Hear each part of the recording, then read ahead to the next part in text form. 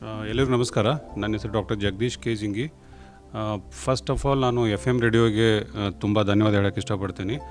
ಈ ಒಂದು ವೇಣುಧ್ವನಿ ಮುಖಾಂತರ ನಾನು JNMCಯಲ್ಲಿ ಓದಿದ ಒಂದು ಮೆಡಿಕಲ್ ಕೋರ್ಸ್ ಅನ್ಕೋಬೋದು. ನಮ್ಮ ಈ KLE ಸಂಸ್ಥೆಯ ಭೀಷ್ಮ ಪಿತಾಮಹ ಅನ್ಬೋದು ಸರ್ ಡಾಕ್ಟರ್ ಪ್ರಭಾಕರ್ ಕೋರೆ ಸರ್ಗೆ ಇತ್ತೀಚೆಗೆ ಪದ್ಮಶ್ರೀ ಅವಾರ್ಡ್ ಸಿಕ್ಕಿದೆ. ಅವರಿಗೆ ನಾವು ಎಲ್ಲರ ಪರವಾಗಿ, ನಾವು ಎಲ್ಲ ವಿದ್ಯಾರ್ಥಿ ಪರವಾಗಿ ಅವರಿಗೆ ಧನ್ಯವಾದ ಹೇಳೋಕ್ಕೆ ಇಷ್ಟಪಡ್ತೀನಿ. ಇದೇ ರೀತಿ ಸರ್ ಇನ್ನೂ ಮುಂದೆ ನಮ್ಮ KLEಯನ್ನು ಇನ್ನೂ ಹೆಚ್ಚಾಗಿ ಬೆಳೆಸಲಿ ಮತ್ತು ಅವ್ರಿಗೆ ಇನ್ನೂ ಹೆಚ್ಚಿನ ಪ್ರಶಸ್ತಿಗಳು ಲಭಿಸಲಿ ಅಂತ ನಾವು ದೇವರಲ್ಲಿ ಪ್ರಾರ್ಥಿಸ್ತೀವಿ. ಎರಡನೇದಾಗಿ ನಾವು ಆರೋಗ್ಯ ಮತ್ತು ಕುಟುಂಬ ಇಲಾಖೆಯ district vector borne disease malaria, ಈ ಡಿಸ್ಟಿಕ್ ವೆಕ್ಟರ್ ಬೋರ್ನ್ ಡಿಸೀಸ್ ಕಾರ್ಯಕ್ರಮದ ನಾನು ಅಧಿಕಾರಿಯಾಗಿ ಜುಲೈ 1ಕ್ಕೆ ನಾನು ಚಾರ್ಜ್ ತೊಗೊಂಡಿದ್ದೀನಿ. ಈ ಚಾರ್ಜ್ ತೊಗೊಳೋಕ್ಕಿಂತ ಮುಂಚೆ ನೀವು ನೋಡಿರ್ಬೋದು, ನಮ್ಮ ಇಲಾಖೆಯ ಮೋಸ್ಟ್ ಡೈನಾಮಿಕ್ ಹೆಲ್ತ್ ಮಿನಿಸ್ಟರ್ ಆದಂಥ ಖಾದರ್ ಸಾಹೇಬರು ಪ್ರತಿಯೊಂದು ಒಂದು ಜಿಲ್ಲೆಗೆ ಭೇಟಿ ಕೊಟ್ಟು ಅವರು ಕಾರ್ಯಕ್ರಮವನ್ನು ಈ ರೀತಿ ಮುನ್ನುಡಿಗೆ ತರ್ತಾ ಇದ್ದಾರೆ. ನಮಗೆ ಒಂದು ಇನ್ಸ್ಪೈರ್ ಆಗಿ ವರ್ಕ್ ಮಾಡಲಿಕ್ಕೆ ಅವರು ಇನ್ಸ್ಪಿರೇಷನ್ ಆಗಿ ಸರ್ ಕೆಲಸ ಮಾಡ್ತಿದ್ದಾರೆ. ಅವರ ಒಂದು ನೇತೃತ್ವದಲ್ಲಿ ನಮ್ಮ ಇಲಾಖೆ ಎಲ್ಲ ಸಿಬ್ಬಂದಿ ಅವರು ಏನು ಒಂದು ಗುರಿಗಳನ್ನ ನಮ್ಗೆ ನೀಡ್ತಾರೆ, ಅವರು ಒಂದು ಏನು ವಿಶ್ವಾಸ ನಮ್ಮ ಮೇಲೆ ಇಟ್ಟಿದ್ದಾರೆ, ಅದು ಪೂರ್ವಕವಾಗಿ ನಾವು ಕೆಲಸ ಮಾಡ್ತೀವಿ ಅಂತ ಈ ಮೂಲಕ ಹೇಳೋಕ್ಕೆ ಇಷ್ಟಪಡ್ತೀನಿ. ಈಗಾಗಲೇ ಕೇಳಿದರು, ನಾವು ಇಲ್ಲಿ ಬಂದಿದ್ದಕ್ಕೆ ಮೇನ್ ಕಾರಣ ಅಂತಂದರೆ ಜುಲೈ ತಿಂಗಳನ್ನು ನಾವು ಡೆಂಗ್ಯೂ ಮಾಸಾಚರಣೆ ಅಂತ ನಾವು ಆಚರಣೆ ಮಾಡ್ತೀವಿ. ಇದು ಪ್ರತಿ ವರ್ಷ ಆಗುತ್ತೆ. ಇದಕ್ಕೆ ಮುಖ್ಯ ಕಾರಣ ಅಂತಂದರೆ ಜುಲೈದಲ್ಲಿ ಮಳೆ ಬರುತ್ತೆ. ಸೊ ಮಳೆ ಇದ್ದಾಗ ಸೊಳ್ಳೆ ಉತ್ಪತ್ತಿ ಆಗೋದು ಜಾಸ್ತಿ. ಸೊ ಸೊಳ್ಳೆ ಉತ್ಪತ್ತಿ ಆಗೋದ್ರಿಂದ ಸೊಳ್ಳೆ ವೆಕ್ಟರ್ ನಾವೇನಂತೀವಿ ಸೊಳ್ಳೆಗೆ ವೆಕ್ಟರ್ ಬೋರ್ನ್ ಡಿಸೀಸಸ್, ಒಟ್ಟು ಒಂದು ಅಂಬ್ರೆಲಾನ್ ತೊಗೊಂಡ್ರೆ ಈ ವೆಕ್ಟರ್ ಬೋರ್ನ್ ಡಿಸೀಸಲ್ಲಿ 6 ಡಿಸೀಸಸ್ ಬರ್ತವೆ. ಅತಿ ಮುಖ್ಯವಾಗಿ ಈಗ ಸದ್ಯ ಪ್ರಸ್ತುತವಾಗಿ ನಮ್ಮ ಜಿಲ್ಲೆಯಲ್ಲಿ ಡೆಂಗ್ಯೂ ಪ್ರಕರಣಗಳು ಹೆಚ್ಚಾಗೋದ್ರಿಂದ ನಾವು ಡೆಂಗ್ಯೂ ಬಗ್ಗೆ ಒತ್ತು ಕೊಟ್ಟು ಇವತ್ತು ಅದಕ್ಕೆ ಸಂಬಂಧಪಟ್ಟ ಕ್ವಶನ್ಗೆ ಅಥವಾ ಪ್ರಶ್ನೆಗಳಿಗೆ ನಾವು ಉತ್ತರ ನೀಡೋಕ್ಕೆ ಇಷ್ಟಪಡ್ತೀವಿ. ಒಂದು ಡೆಂಗ್ಯೂ, ಎರಡನೇದು ಮಲೇರಿಯಾ. ಭಾಳ ಮಂದಿಗೆ ಅನಿಸ್ತಿರ್ಬೋದು ಬೆಳಗಾವಿ ಜಿಲ್ಲೆಯಲ್ಲಿ ಮಲೇರಿಯಾ ಪ್ರಕರಣಗಳು ಕಡಿಮೆ ಆಗಿದ್ದಾವೆ ಅಂತೇಳಿ. ಮಲೇರಿಯಾ ಪ್ರಕರಣಗಳು ಇನ್ನೂ ಬೆಳಗಾವಿಯಲ್ಲಿ ಇದ್ದಾವೆ. ಓನ್ಲಿ ಥಿಂಗ್ ಇಂಡಿಜಿನಸ್ ಕೇಸ್ ಯಾವುದೂ ಇಲ್ಲ. ಟ್ರಾವೆಲ್ ಹಿಸ್ಟ್ರಿ ಅಂದರೆ ಮೈಗ್ರೇಟರಿ ಪಾಪ್ಯುಲೇಷನ್ ಏನಿರುತ್ತೆ ಆ ಒಂದು ಪಾಪ್ಯುಲೇಷನ್ನಲ್ಲಿ ನಮಗೆ ಕೇಸ್ಗಳು ಸಿಕ್ಕಿವೆ. ನಮ್ಮದು ಖಾನಾಪುರ ತಾಲೂಕು ಅಂತ ತೊಗೊಂಡ್ರೆ ಅಲ್ಲಿ ಒಂದು ಕೋಬ್ರಾ ಕ್ಯಾಂಪ್ ಬರುತ್ತೆ ಮಿಲ್ಟ್ರಿದು. ಅಲ್ಲಿ ಬೇರೆ ರಾಜ್ಯದಿಂದ ಒಂದು ಮಹಾರಾಷ್ಟ್ರ ಇರ್ಬೋದು, ಗೋವಾ ಇರ್ಬೋದು, ಜಾರ್ಖಂಡ್ ಇರ್ಬೋದು, ಉತ್ತರ ಪ್ರದೇಶ ಇರ್ಬೋದು, ನಾರ್ತ್ ಇಂಡಿಯಾ ಏನು ಸ್ಟೇಟ್ಸ್ ಇದ್ದಾವೆ ಅಲ್ಲಿಂದ ಮೈಗ್ರೇಟರಿ ಪಾಪ್ಯುಲೇಷನ್ ಬರ್ತಾನೆ ಇರ್ತಾರೆ. ಆ ಪಾಪ್ಯುಲೇಷನಲ್ಲಿ ನಮಗೆ ಒಟ್ಟು 10 ಪ್ರಕರಣಗಳು ಈಗಾಗಲೇ ಸಿಕ್ಕಿದ್ದಾವೆ. ಸೊ ಒಂದು ಡೆಂಗ್ಯೂ, ಎರಡನೇದು ಮಲೇರಿಯಾ, ಮೂರನೇದು ಬಂದಾಗ chikungunya which is very less common ಇವಾಗ. ಆಮೇಲೆ ಪೈಲರಿಯಸಿಸ್ ಒಂದು ಬರುತ್ತೆ, Japanese encephalitis which is very dangerous with highest mortality ಇರುವಂಥ ಕಾಯಿಲೆ. It is also an vector borne disease. ಆಮೇಲೆ ಕಾಲಾಜರ್. ಹೀಗೆ ಒಟ್ಟು 6 ರೋಗಗಳು ವೆಕ್ಟರಿಂದ ಬರುವಂಥದ್ದು. ಜುಲೈದಲ್ಲಿ ಮಳೆ ಹೆಚ್ಚಿರೋದ್ರಿಂದ ಮತ್ತು ಲಾಸ್ಟ್ 2 ಇಯರ್ಸ್ ಪ್ರೀವಿಯಸ್ ಪ್ರಕರಣಗಳನ್ನು ತಗೊಂಡಾಗ ಹೆಚ್ಚಾಗಿ ಈ 3 ತಿಂಗಳಲ್ಲಿ ಡೆಂಗ್ಯೂ ಪ್ರಕರಣ ಹೆಚ್ಚಾಗೋದ್ರಿಂದ ನಾವು ಜುಲೈ ಒಂದು ತಿಂಗಳನ್ನು ನಾವು ಮಾಸಾಚರಣೆಯಾಗಿ ನಾವು ಆಚರಿಸ್ತಾ ಇದ್ದೀವಿ. ಜಿಲ್ಲೆಯಾದ್ಯಂತ ನಮ್ಮ ಆರೋಗ್ಯ ಇಲಾಖೆ ಎಲ್ಲ ಕಾರ್ಯಕರ್ತರು ರೂಟ್ ಲೆವೆಲಿಂದ ಹಿಡ್ಕೊಂಡ್ರೆ ಆಶಾ ಇರ್ಬೋದು ಅಥವಾ PHCO ಇರ್ಬೋದು ಅಥವಾ ಹೆಲ್ತ್ ವರ್ಕರ್ಸ್ ಸೀನಿಯರ್ ಜೂನಿಯರ್ಸ್ ಇರ್ಬೋದು, ಮತ್ತು ಇಂಟರ್ ಸೆಕ್ಟೋರಿಯಲ್ ಅಂದರೆ ಅಂಗನವಾಡಿ ಇರ್ಬೋದು, ಪಂಚಾಯತ್ ರಾಜ್ ಇರ್ಬೋದು, ಎಜುಕೇಷನ್ ಸಿಸ್ಟಮ್ ಇವರಿಗೆಲ್ಲರಿಗೂ ನಾವು ಮನೆ ಭೇಟಿ ಕೊಡೋದಾಗಲಿ, ಶಾಲೆ ಭೇಟಿ ಕೊಡೋದಾಗಲಿ ನಾವು ಈ ಕಾರ್ಯಕ್ರಮಗಳ ಬಗ್ಗೆ ಅರಿವು ಮೂಡಿಸ್ತಾನೆ ಇದ್ದೀವಿ.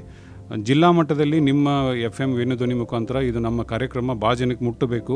ಆ ಒಂದು ನಿಟ್ಟಿನಲ್ಲಿ ನಮ್ಮ ಒಂದು ಪ್ರಯತ್ನ ಸರ್. ಅಂಥ ಸಂದರ್ಭದಲ್ಲಿ ಈಗ ಸಾರ್ವಜನಿಕರ ಸಹಭಾಗಿತ್ವ ಈ ಒಂದು ಡೆಂಗ್ಯೂ ವಿರೋಧಿ ಮಾಸಾಚರಣೆಯಲ್ಲಿ ಹೇಗಿರಬೇಕು ಅದ್ರ ಬಗ್ಗೆ ಸ್ವಲ್ಪ ತಿಳಿಸಿ. ವೆರಿ ಇಂಪಾರ್ಟೆಂಟ್, ಒಳ್ಳೆಯ ಪ್ರಶ್ನೆ ನಿಮ್ಮದು. ಯಾಕಂದರೆ ಯಾವುದೇ ಒಂದು ಕಾರ್ಯಕ್ರಮ ಇರಲಿ, ಅದು ಸರ್ಕಾರದ ಯಾವುದೇ ಒಂದು ಕಾರ್ಯಕ್ರಮ ಇರಲಿ, ಯಾವುದೇ ಒಂದು ಇಲಾಖೆ ಇರಲಿ, ಅತಿ ಇಂಪಾರ್ಟೆಂಟ್ ಇರೋದು ಕಮ್ಯುನಿಟಿ ಪಾರ್ಟಿಸಿಪೇಷನ್. ಈಗ ಸರ್ಕಾರ ಒಂದು ಯಾವುದಾದ್ರೂ ನಿಯಮಗಳನ್ನು ಹೇಳಿದರೆ ಅಥವಾ ಒಂದು ಯಾವುದಾದ್ರು ಕಾರ್ಯಕ್ರಮ ರೂಪ ಮಾಡಿದರೆ ಅದಕ್ಕೆ ಸಮಾಜದ ಮತ್ತು ಸಮುದಾಯದ ಪ್ರತಿಯೊಬ್ಬ ವ್ಯಕ್ತಿಗಳು ನಮಗೆ ಸಹಕಾರ ಕೊಟ್ಟಲ್ಲಿ ಮಾತ್ರ ಈ ಒಂದು ಕಾರ್ಯಕ್ರಮ ಯಶಸ್ವಿಯಾಗುತ್ತೆ. ಈಗ ಜುಲೈ ತಿಂಗಳಲ್ಲಿ ನಾವು ಪ್ರತಿಯೊಂದು ಹಳ್ಳಿ ಇರ್ಬೋದು, ನಗರ ಇರ್ಬೋದು, ಅಥವಾ ಡಿಫ್ರೆಂಟ್ ಸ್ಕೂಲ್ಸ್ ಇರ್ಬೋದು, ಭೇಟಿ ಕೊಟ್ಟು ನಾವು ಎಜುಕೇಷನ್ ಮಾಡ್ತಾನೆ ಇದ್ದೀವಿ. ಬಟ್ ಒಂದು ಕಡೆಯಿಂದ ನಮ್ಮ ಪಾತ್ರ, ನಮ್ಮ ಸರ್ಕಾರಿ ನೌಕರಿ ಅಂದ್ಕೊಂಡು ನಾವು ಮಾಡ್ತಾಯಿದ್ರೆ ಈಗ ಸೊಳ್ಳೆ ಉತ್ಪತ್ತಿ ಹೆಚ್ಚಾಗ್ತಾ ಇದಕ್ಕೆ ಮುಖ್ಯ ಕಾರಣ ನೀರು ಶೇಖರಣೆ ಮಾಡ್ತಾರೆ. ನೀರು ಶೇಖರಣೆ ಮಾಡಿದ್ದನ್ನು ಜನ ಅದನ್ನು ಚೆಕ್ಕು ಮಾಡೋದಿಲ್ಲ. ಅದರೊಳಗೆ ಒಂದು ಲಾರ್ವಾ ಇರುತ್ತೆ, ಆ ಲಾರ್ವಾ ಹೋಗಿ ಸೊಳ್ಳೆ ಆಗುತ್ತೆ, ಸೊಳ್ಳೆ ಮತ್ತೆ ಮರಿ ತತ್ತಿ ಹಾಕುತ್ತೆ, ಮತ್ತೆ ಲಾರ್ವಾಸ್ ಆಗ್ತದೆ, ಸೈಕಲ್. ಸೊ ಈ ಮಳೆಗಾಲದಲ್ಲಿ ಹೆಚ್ಚು ಮಳೆ ಆಗೋದ್ರಿಂದ ಬೆಳಗಾವಿ ಪಶ್ಚಿಮ ಘಟ್ಟಗಳ ಒಂದು ಇದು ನೆರಳಲ್ಲಿ ಇರುವಂಥ ನಮ್ಮ ಬೆಳಗಾವಿ ಜಿಲ್ಲೆಯಲ್ಲಿ ಮಳೆ ಭಾಳ ಸುರಿತಾ ಇದೆ. ಅಟ್ಲೀಸ್ಟ್ ಒಂದು 4-5 ತಾಲೂಕಿನಲ್ಲಿ ಮಳೆ ಜೋರಾಗ್ತಾ ಇದೆ. ಸೊ ಎಲ್ಲಿ ಓಪನ್ ಸ್ಪೇಸಸ್ ಇದ್ದಾವೆ, ಬಿಲ್ಡಿಂಗ್ ಇದೆ, ಬಿಲ್ಡಿಂಗ್ ಸುತ್ತಮುತ್ತ ಜಾಗ ಇದ್ದಾವೆ, ಫಾರ್ ಎಕ್ಸಾಂಪಲ್ ಟೈರ್ಸ್ ಇರ್ಬೋದು, ತೆಂಗಿನ ಚಿಪ್ ಇರ್ಬೋದು, ಮತ್ತು ಇನ್ನಿತರ ಓಪನ್ ಕಂಟೈನರ್ಸಲ್ಲಿ ನೀರು ಶೇಖರಣೆ ಆಗುತ್ತೆ. ಒಮ್ಮೆ ನೀರು ಶೇಖರಣೆ ಆದರೆ ನ್ಯಾಚುರಲಿ ಸೊಳ್ಳೆಗಳು ಅದರಲ್ಲಿ ತತ್ಯಗಳನ್ನು ಬಿಟ್ಟಾಗ ಅವು ಲಾರ್ವಾಯಿಂದ ಮತ್ತೆ ಅಡಲ್ಟ್ ಮಾಸ್ಕಿಟೋ ಆಗುತ್ತೆ. ಸೊ ನಮ್ಮ ಕಮ್ಯುನಿಟಿ ಪಾರ್ಟಿಸಿಪೇಷನ್ ಯಾಕೆ ಇಂಪಾರ್ಟೆಂಟ್ ಅಂದರೆ, ನಿಮ್ಮ ಮನೆಯನ್ನು ನೀವು ಸ್ವಚ್ಛವಾಗಿ ಇಟ್ಕೊಂಡ್ರೆ, ನಿಮ್ಮ ಮನೆ ಸುತ್ತಮುತ್ತ ಸ್ವಚ್ಛವಾಗಿ ಇಟ್ಕೊಂಡ್ರೆ ಅಲ್ಟಿಮೇಟ್ಲಿ ನಿಮ್ಮ ಮನೆ ಒಳಗೆ ಅಥವಾ ಹೊರಗಡೆ ಸೊಳ್ಳೆಗಳಿರುವುದಿಲ್ಲ. ಸೊ ಸಿನ್ಸ್ ಡೆಂಗ್ಯೂ ಮತ್ತು other vector of diseases they spread through mosquito bite. ಈಗ ಡೆಂಗ್ಯೂ ಕಾಮನ್ ಆಗಿ ಬರೋದು ಈಡಿಸ್ ಈಜಿಪ್ತಿ ಸೊಳ್ಳೆ ಕಚ್ಚೋದ್ರಿಂದ. ಸೊ ಆ ಸೊಳ್ಳೆ ನನಗೆ ಕಚ್ಚಬಾರ್ದು ಅಂದರೆ ನಾನು ಮನೆ ಒಳಗೆ ಕೂತ್ಕೊಂಡು ಒಂದು ಮಾಸ್ಕಿಟೋ ರಿಪೆಲೆಂಟ್ ಹಾಕಿಬಿಟ್ರೆ ಕೆಲಸ ಆಗೋದಿಲ್ಲ. ನಾನು ಮನೆಯಲ್ಲಿದ್ದಾಗೇನೋ ರಿಪೆಲೆಂಟ್ ಹಾಕ್ಬೋದು. ನಾವು ಹೊರಗಡೆ ಹೋದಾಗ ನಾವು ಬೈಕ್ ಮೇಲೆ ಹೋಗ್ತೀನಿ ಅಥವಾ ಯಾವುದಾದ್ರೂ ಇನ್ನಿತರ ವೆಹಿಕಲ್ನಲ್ಲಿ ಹೋಗ್ತೀನಿ, ಸೊಳ್ಳೆಗಳು ಎಲ್ಲ ಕಡೆ ಇರ್ತಾವೆ, ಖಾಲಿ ಕಚ್ತಾವೆ. ಸೊ ಕಚ್ಚೋದ್ರಿಂದ ಡೆಂಗ್ಯೂ ಬರುತ್ತೆ. Prevention is always better then cure ಅಂತ ಹೇಳ್ತೀವಿ. ಸೊ ಇಟ್ ಈಸ್ ಬೆಟರ್ ನಮ್ಮ ಸಮುದಾಯದವರು ತಮ್ಮ ಮನೆ ಸುತ್ತಮುತ್ತಲಿನ ಜಾಗವನ್ನು ಸ್ವಚ್ಛವಾಗಿ ಇಟ್ಕೊಂಡ್ರೆ, ನಮ್ಮ ಇಲಾಖೆ ನಾವೇನು ಕ್ರಮ ತೊಗೊತಾ ಇದ್ದೀವಿ, ಅವರು ಒಂದು ಕಡೆ ಅವ್ರ ಕೈ, ಇನ್ನೊಂದು ಕಡೆ ನಮ್ಮ ಕೈ ಜೋಡಣೆ ಆದರೆ ಅಲ್ಟಿಮೇಟ್ಲಿ ಕಾರ್ಯಕ್ರಮ ಯಶಸ್ವಿ ಆಗುತ್ತೆ, ಪ್ರಕರಣಗಳ ಸಂಖ್ಯೆ ಕಡಿಮೆ ಆಗುತ್ತೆ, ಮರಣಗಳು ಆಗದೇ ಇರ್ಬೋದು. ಸರ್, ಡಾಕ್ಟರ್ ಸರ್, ಈಗ ಒಂದು ಕರೆ ಬರ್ತಾ ಇದೆ. ಹಲೋ, ನಮಸ್ಕಾರ. ನಮಸ್ಕಾರ ರೀ. ನಮಸ್ಕಾರ, ತಮ್ಮ ಹೆಸರು?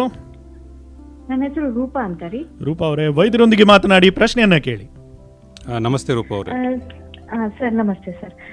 ಸರ್, ಈಗ ಹುಟ್ಟಿದ ಮಗು ಇರುತ್ತಲ್ರಿ, ಸಣ್ಣ ಪಾಪುಗೆ ಡೆಂಗು ಏನಾದ್ರು ಬರ್ತತೇನ್ರಿ? ಬಂದ್ರೆ ನಮಗೆ ಹೆಂಗ್ ಗೊತ್ತಾಗ್ತತ್ರಿ ಅದು ಬಂದತಿ ಅಂತ? ಒಳ್ಳೆ ಪ್ರಶ್ನೆ ಅಮ್ಮ. ನಾನು ಮಕ್ಕಳ ಡಾಕ್ಟರ್ ಇದ್ದೀನಿ. ಸೊ ಡೆಂಗ್ಯೂ ಒಂದು ಹೇಳಕ್ಕೆ ಇಷ್ಟಪಡ್ತೀನಿ, dengue can affect all persons irrespective of age ಮತ್ತು ಜೆಂಡರ್. ವಯಸ್ಸು ಮತ್ತು ಲಿಂಗ ಭೇದ ಮಾಡದೆ ಡೆಂಗ್ಯೂ ಯಾವುದೇ ವ್ಯಕ್ತಿಗಳಿಗೆ ಬರ್ಬೋದು. ಬಂತಂದರೆ ಏನು ಮಾಡಬೇಕು ಅಂತ ಎರಡನೇ ಪ್ರಶ್ನೆ ನಿಮ್ಮದು. ಸೊ ಡೆಂಗ್ಯೂ ಹೆಂಗಿರುತ್ತೆ ಅಂತಂದರೆ, ಎಲ್ಲರಿಗೂ ಗೊತ್ತಿದೆ ಡೆಂಗ್ಯೂ ಅಲ್ಲಿ ಜ್ವರ ಬರುತ್ತೆ. ಸೊ ಅದನ್ನು ನಾವು ಯಾವ ರೀತಿ ಡಿಫ್ರೆನ್ಷಿಯೇಟ್ ಮಾಡಬೇಕು, ಜ್ವರದ ಜೊತೆ ಇನ್ನಿತರ ಸಿಂಪ್ಟಮ್ಸನ್ನು ನೋಡ್ಬೋದು. ಡೆಂಗ್ಯೂ ಅಲ್ಲಿ ಸಡನ್ ಮತ್ತು ಹೈ ಗ್ರೇಡ್ ಫೀವರ್ ಬರುತ್ತೆ. ಎರಡನೇದು, ಈಗ ಮಗು ಮಾತಾಡೋದಿಲ್ಲ, ಸೊ ಮಗು ಸಿಂಪ್ಟಮ್ಸ್ ಹೇಳದೇ ಇರ್ಬೋದು. ಸೊ ಜನರಲ್ ಆಗಿ ತಂದೆ ತಾಯಿ ಆಗಲಿ ಅಥವಾ ಪಾಲಕರು ಅಥವಾ ಇನ್ನಿತರು ನಮ್ಮ ಮನೇಲಿ ಯಾರಿಗೋ ಏನಾದರೂ ಲಕ್ಷಣ ಕಂಡ್ರೆ, ಇದು ಡೆಂಗ್ಯೂ ಅಂತ ಹೇಳಲಿಕ್ಕೆ ಒಂದು high-grade fever which is of acute duration 1 to 3 days ಇರ್ಬೋದು ಅಥವಾ 5 days ಮ್ಯಾಕ್ಸಿಮಮ್. ಸೊ ಒಂದು ಜ್ವರ. ಎರಡನೇದು ಮೈಕೇನೋವು ಆಗುತ್ತೆ, which you call it as myalgia. ಆಮೇಲೆ ತಲೆನೋವು ಆಗ್ಬೋದು. ವೆರಿ ಸ್ಪೆಸಿಫಿಕ್ ಸಿಂಪ್ಟಮ್ಸ್ ಅಂತ ಬಂದಾಗ ರೆಟ್ರೋ ಆರ್ಬಿಟಲ್ ಪೇನ್ ಆಗುತ್ತೆ. ಆಮೇಲೆ ಬ್ಲೀಡಿಂಗ್ ಮ್ಯಾನಿಫೆಸ್ಟೇಷನ್ ಅಂದರೆ ಡೆಂಗ್ಯೂ ಫೀವರ್ ಹೋಗಿ ಡೆಂಗ್ಯೂ ಫೀವರ್ ವಾರ್ನಿಂಗ್ ಸೈನ್ಸ್ ಬಂದಾಗ ವ್ಯಕ್ತಿಗೆ ರಕ್ತಸ್ರಾವ ಆಗ್ಬೋದು, ಅಥವಾ ಬಾಡಿ ಮೇಲೆ ಪೆಟಿಕೆ, ಪರ್ಫುರಾ, ಈ ಎಕಿಮೋಸಿಸ್ ಅಂತೀವಿ, ಈ ರೀತಿ ಸ್ಪಾಟ್ಸ್ ಕಾಣಕ್ಕೆ ಶುರು ಆಗುತ್ತೆ. ಅಥವಾ ಗಮ್ಸಿಂದ ಬ್ಲೀಡಿಂಗ್ ಆಗ್ಬೋದು, ಯೂರಿನಲ್ಲಿ ಬ್ಲಡ್ ಹೋಗ್ಬೋದು, ವಾಂತಿ ಮಾಡ್ಬೋದು, ಅಥವಾ ಸಂಡಾಸ್ನಲ್ಲಿ ರಕ್ತ ಹೋಗ್ಬೋದು. ಇವು ಸಿಂಪ್ಟಮ್ಸ್ ಇವೆಲ್ಲ ಡೆಂಗ್ಯೂದು. ಈ ಸಿಂಪ್ಟಮ್ಸ್ ಹೋಗಿಂತ ಮುಂಚೆ ಜಸ್ಟ್ ಫೀವರ್ ಇದೆ, ವೆರಿ ಹೈ ಗ್ರೇಡ್ ಇದೆ, ಚೈಲ್ಡ್ ಟಾಕ್ಸಿಕ್ ಇದೆ, ಸೊ ಡಾಕ್ಟರ್ನ ನೀವು ಭೇಟಿ ಮಾಡೋದು ಒಳ್ಳೆಯದು. ಧ್ವನಿ ಧ್ವನಿ ಇದು ನಮ್ಮ ಧ್ವನಿ, ಕೇಳಿ ಕನಸು ನನಸದ ವೇಣು